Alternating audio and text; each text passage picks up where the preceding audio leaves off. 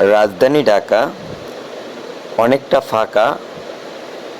এই ফাঁকা সড়কে বেপরোয়াভাবে চালাচ্ছেন অটোরিকশা। বাসের সাথে পাল্লা দিয়ে চলার চেষ্টা করছে এই অটোরিকশাগুলো, যার কারণে প্রতিনিয়ত দুর্ঘটনার শিকার হচ্ছে কোথাও না কোথাও। তাই এখনই সময় এই রিক্সা চালকদের গতি নিয়ন্ত্রণ করা এবং তাদের জন্য একটা নির্ধারিত আইন পাস করা।